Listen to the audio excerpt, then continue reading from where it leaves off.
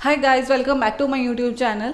तो आज हम पढ़ेंगे about transforming principle, the search of genetic material. Genetic material की सर्च में कितने एक्सपेरिमेंट्स किए गए, उसमें सबसे पहला एक्सपेरिमेंट था ये जो परफॉर्म किया था, जो कंडक्ट किया था फ्रेडरिक ग्रिफिथ ने 1928 में। ठीक है, तो इसका नाम ट्रांसफॉर्मिंग प्रिंसिपल क्यों पड़ा, तो ये हम अभी थोड़ी देर में डिस्कस करेंगे।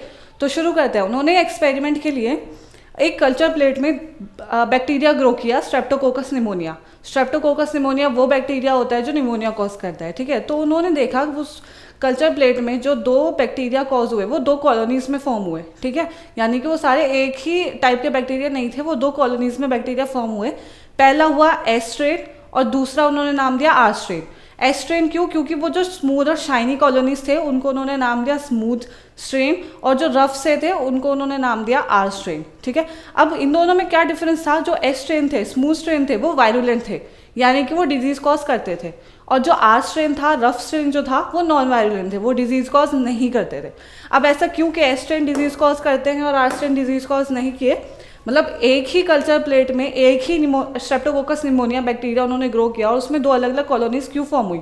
क्योंकि जो एस स्ट्रेन वाले थे बैक्टीरिया, उनके ऊपर एक पॉलीसेक्राइड का कोट था।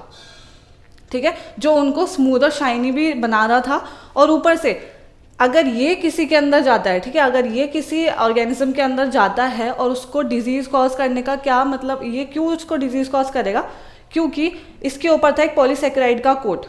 ठीक है, तो जिस ऑर्गेनिज्म के अंदर जाएगा उसका इम्यून सिस्टम इससे लड़ नहीं पाएगा। That is why S strain bacteria R disease causing bacteria, and R strain bacteria के पास ये पॉलीसेक्राइड कोट है ही नहीं। ये पॉलीसेक्राइड कोट आर स्ट्रेन के पास नहीं है, तो दैट इज वाई आराम से ऑर्गेनिज्म का इम्यून सिस्टम इसके साथ फाइट कर सकता था और इसको किल कर सकता था। तो that is why S strain smooth strain bacteria ये वायरुलेंट थे, डिजीज कॉजिंग थे, और आर स्ट्रेन बैक्टीरिया ये नॉन वायरुलेंट थे, नॉन डिजीज कॉजिंग थे। आगे एक्सपेरिमेंट क्यों?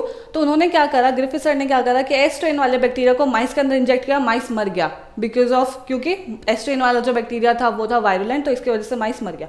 देन आर स्ट्रेन वाले बैक्टीरिया को उन्होंने माइस में इंजेक्ट किया, माइस ने सर्वाइव किया क्योंकि आर स्ट्रेन वाला बैक्टीरिया नॉन वायरुलेंट था। अब उन्होंने थर्ड स्टेप में क्या किया, उन्होंने एस स्ट्रेन वाले बैक्टीरिया को हीट किल कर दिया। ठीक है, तो जब उसको माइस में इंजेक्ट किया गया तो माइस ने सर्वाइव कर गया, क्योंकि जब हीट किल कर दिया तो यानी कि उसका वायरुलेंट वाला नेचर खत्म हो चुका है। ठीक है, वो नहीं मार पाएगा, तो इसकी वजह से माइस को निमोनिया कॉज नहीं हुआ और वो सर्वाइव कर गया। फोर्थ वाले स्टेप में एस स्ट्रेन को हीट किल, जो हीट किल वाला स्ट्रेन था, जो निमोनिया कॉज नहीं कर रहा था, जिसकी वजह से माइस सर्वाइव कर रहा था, उस वाले बैक्टीरिया को उन्होंने आर स्ट्रेन वाले बैक्टीरिया के साथ मिलाया। अब दोनों ही नॉन वायरुलेंट है, ये भी कॉज नहीं करता निमोनिया और ये भी कॉज नहीं कर रहा था आफ्टर हीट किलिंग। ठीक है, तो उसको जब माइस के अंदर इंजेक्ट किया गया तो माइस मर गया। तो इस फोर्थ स्टेप में कुछ डिफरेंट हुआ, तीनों स्टेप आराम से चलते गए। जो वायरुलेंट था उसमें मर गया, जो नॉन वायरुलेंट था उसमें सर्वाइव किया, जो वायरुलेंट वाले को हीट किल कर दिया तो उसमें भी सर्वाइव किया। अब इधर दो नॉन वायरुलेंट बैक्टीरिया थे, उन्होंने माइस को मार दिया।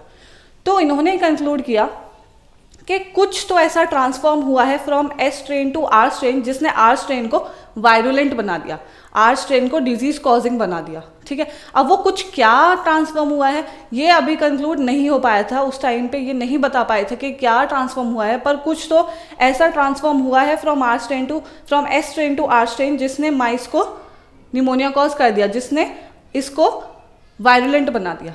ठीक है, तो यही था, this is all about transforming principal. इसी ही वजह से इसको ट्रांसफॉर्मिंग प्रिंसिपल बोला जाता है, बिकॉज फोर्थ स्टेप के अंदर जाकर कुछ ट्रांसफॉर्म होता है जिसकी वजह से माइस मर जाता है। तो that is why it is called as transforming principle. तो बस यही था। अब आगे की वीडियो में आगे के एक्सपेरिमेंट्स के थ्रू हम जानेंगे कि जेनेटिक मटेरियल की सर्च कैसे कंप्लीट हुई और जेनेटिक मटेरियल क्या बना, मतलब आखिर में किसको नाम दिया गया जेनेटिक मटेरियल। ओके, तो ये this is all about transforming principle और Griffiths experiment you can say. तो आई होप आपको ये वीडियो अच्छी लगी होगी और पूरा समझ में आया होगा प्रॉपर। अगर वीडियो अच्छी लगी तो give it a big thumbs up, video को अपने दोस्तों के साथ शेयर कीजिए और चैनल को प्लीज़ सब्सक्राइब कर दीजिए। मिलते हैं अगली वीडियो में।